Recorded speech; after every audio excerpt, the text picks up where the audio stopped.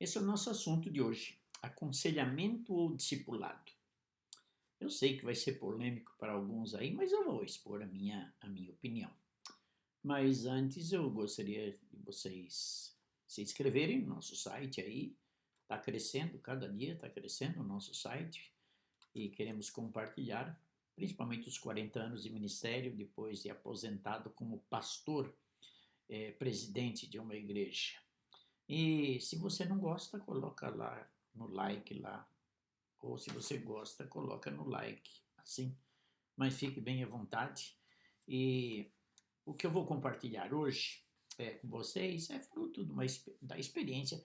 Claro, toda declaração, estudo e conselho que eu der a vocês vai ser sempre baseado na experiência desses 40 anos de ministério. Não tem como ser diferente, né? Deixa eu começar dizendo alguma coisa para vocês. Um pouco da minha experiência na área de aconselhamento ou discipulado. Aqui é uma questão, eu gosto mais de discipulado. Eu vou dizer por que eu não aceito muito bem aconselhamento. Porque a igreja ela vive de discipulado. E logo que você se converte, você é discipulado e já é convidado a discipular outros. Parece-me que hoje há uma carência de discipulado nas igrejas, porque existem aqueles que são conselheiros oficiais, diplomados. Não sou contra. Você pode fazer quantos estudos quiser sobre aconselhamento, mas acho que aconselhamento todos os crentes deviam fazer, todos, sem exceção, porque é discipulado. Mas eu sei que, porque aconselhamento se ensina, você capacita a pessoa a enfrentar um problema. Para mim, esse é discipulado. E o discipulado me cheira mais bíblico, mais igreja, mais eclesiologia, mas não vou brigar com isso com você, não. Mas me assusta. Às vezes surge um problema de um membro da igreja que nem o pastor quer resolver, ele vai chamar um conselheiro. Pastor, é você o pastor da igreja. Eventualmente você pode até passar por um conselheiro que seja um psicólogo cristão, que talvez isso seja de uma grande ajuda. Vamos em frente, outro. Nunca aceitei ser tratado primeiramente como conselheiro e sim como pastor. Isso nunca abri mão.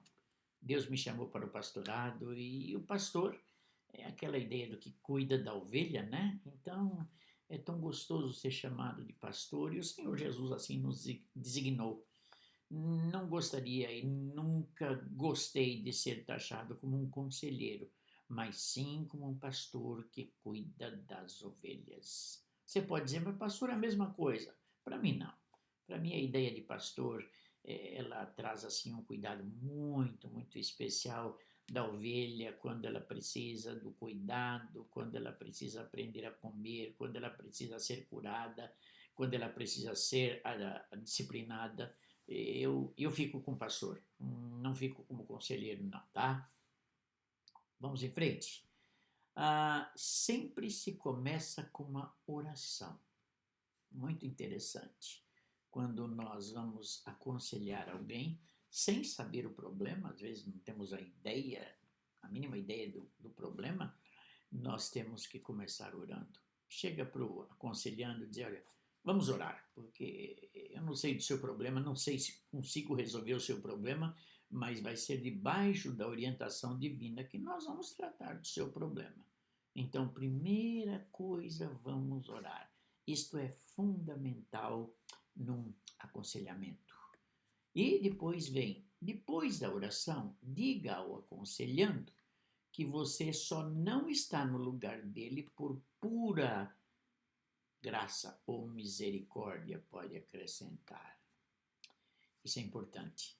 Quando o aconselhando está na sua frente, ele sempre vai imaginar que você é o cara. Você está lá em cima e ele lá embaixo. Não. Primeira coisa diz, olha, Eu só não estou no seu lugar por pura misericórdia e graça de Deus. Sou uma pessoa falha, sou um pecador, erro constantemente, preciso da graça, da misericórdia de Deus constantemente. Então, não se sinta diminuído diante de mim, não. Eu quero conversar de irmão para com irmão, tá ok? Isso é muito, muito importante nós deixarmos bem claro. Deixa eu só abrir um parênteses para contar uma experiência. Certa feita, pregando uma mensagem na primeira igreja batista de Atibaia, eu fiz a seguinte, aliás, o tema era sobre perdão, né? Ou sobre vida santa, vida santificada. E eu disse no sermão que, olha, é muito difícil eu pregar esse sermão porque eu sou uma pessoa cheia de falhas. Eu preciso constantemente buscar a Deus porque o que eu vou ministrar aos irmãos eu tenho que viver. E eu luto com as mesmas dificuldades que os irmãos lutam. E desenvolvi aquela mensagem sobre santificação de vida. Sabe o que aconteceu? No final da mensagem, uma senhora se dirigiu até a minha pessoa em lágrimas, chorando. E ela me disse o seguinte: pastor, eu nunca fui tocado tanto com uma mensagem como essa. Aí eu fiquei curioso, falei, por quê? Porque, pastor, eu sempre imaginei que vocês, pastores, estavam num pedestal tão alto e eu me julgava uma pessoa tão indigna que jamais alcançaria o grau de santidade de vocês. E hoje o pastor mostrou essa realidade, que o pastor é igual a gente. O senhor não tem ideia como fez bem esse sermão para a minha vida. Pastores, cuidado, não vamos ficar só no pedestal, não. Nós pisamos na bola, nós temos dificuldades, nós precisamos constantemente da misericórdia de Deus. Nós temos as mesmas dificuldades que têm as nossas ovelhas. Voltando lá ao nosso, deixa o aconselhando falar à vontade. Esse é outro problema. Quando aconselhando começar a falar, deixa falar. Nem que ele falar meia hora, uma hora, é muito importante. Ele fala, fala, fala, e você vai só ouvindo, ouvindo, ouvindo. Sabe por que é importante isso? Eu tive algumas experiências, mas uma foi muito interessante. A pessoa chegou, era uma senhora, falou, e olha, ela não parava de falar. E eu deixei ela falar, e eu fiquei ali só ouvindo, ouvindo. De repente ela falou, peraí, o senhor não me falou nada e eu já estou me sentindo bem. Aí eu falei para ela, sabe qual é o seu problema? Você queria alguém para desabafar e falar. E você falou para mim e já está bem.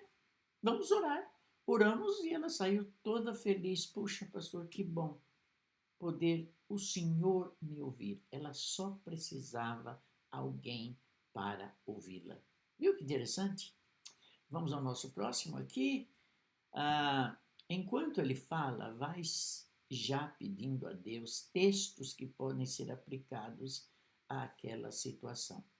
É muito importante, enquanto a pessoa está falando, você pode já estar com a sua Bíblia, claro, aberta, já folhando, já marcando, fazendo algumas anotações, mas sempre olhando para a pessoa, sempre ficando atento ao que ela está falando, mas é importante você aproveitar esse momento para pensar em tudo. Quem sabe pensar numa mensagem que você pregou, puxa vida, eu posso aplicar essa mensagem. Que tal aquele texto que eu li ontem? Que tal esta passagem? E assim por diante. É importante. Agora vamos avançar um pouquinho mais. Um pouco mais da minha experiência. Nunca diz o aconselhando, faça o que eu estou mandando fazer. Meus queridos irmãos e amigos, cuidado. Nunca diz, faça o que eu estou mandando você fazer. O que você vai fazer, ele vai aconselhar, e no momento certo vai dizer como que ele vai trabalhar com aquela situação. Você pode, por exemplo, aconselhar uma senhora cujo marido não é crente, ou um filho cujo pai não é crente, e esse filho fala para o papai, eu vou fazer assim porque o pastor mandou. Ele vai dizer, peraí, quem é a autoridade sobre você? É o pastor? Quem é seu pai? Sou eu ou é o pastor? Então tem que tomar cuidado. Mesma coisa com o marido. Então, esta observação é muito importante. Por isso que vem logo em seguida,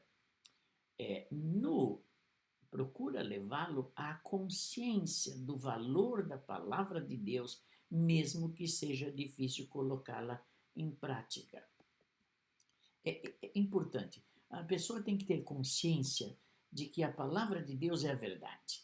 Mesmo que a pessoa, sendo orientada por você, ela venha a dizer, mas puxa vida, não é fácil obedecer a palavra. Ok, diga a ela, você tem toda a razão. Não é fácil obedecer a palavra, mas você tem que ter a consciência do valor da palavra. Porque tudo que eu estou falando para você é fruto de experiência do ministério, mas não estou fugindo da realidade, da validade da palavra de Deus mudar a sua situação. E vamos para o último aqui, penúltimo. No final, diga: este é o meu conselho. A aceitação dele implica em o aconselhado assumir ou não. Olha que importante isso aqui. A pessoa nunca vai dizer, eu estou fazendo isso porque o pastor mandou. Não, não, não. No final de todo aconselhamento, eu sempre dizia, olha, a direção que eu lhe dou é essa. Se eu tivesse na sua situação, eu faria isso. Porém, agora esse conselho é o meu. Se você quiser dizer, olha, esse seu conselho, eu aceito, eu vou assumir. Então é você que está assumindo. Porque amanhã você pode não se acertar bem dentro desse conselho, não obedecer alguns princípios válidos da palavra de Deus e no final nada dá certo. Eu fiz o que o pastor mandou. Não, você não fez o que o pastor mandou. O pastor aconselhou e você assumiu. A partir do momento que você assumiu, a responsabilidade é sua. Isso é muito, muito importante. Voltando lá, nota final. Pode ser que você pense diferente, como já disse, mas nunca aceite a ideia de mais de uns 5 encontros. Muitos encontros podem causar uma certa dependência. Meus queridos irmãos, eu já vi isso. Eu já vi de perto.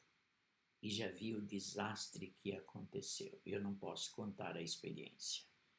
Mas conheci alguém que não terminava nunca os aconselhamentos.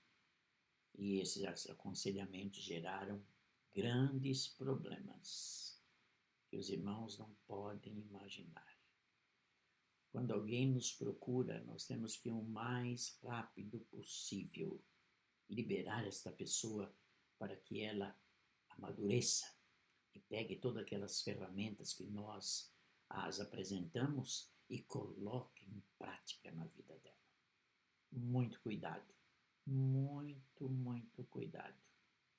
Se eu pudesse, eu contaria uma história triste para vocês, mas eu não posso. É um segredo de gabinete que, se eu revelar, alguém pode, pegando nas entrelinhas e acabar descobrindo. Eu não quero isso. Mas muito cuidado. A pessoa constantemente no seu gabinete, sendo aconselhada, principalmente se for o sexo oposto. E daqui a pouco nós vamos fazer um novo bate-papo sobre como aconselhar o sexo oposto e se devemos aconselhar. Meus queridos irmãos, que Deus abençoe vocês. Se quiserem, se inscrevam no nosso site aí, né? no nosso YouTube. E like e dislike.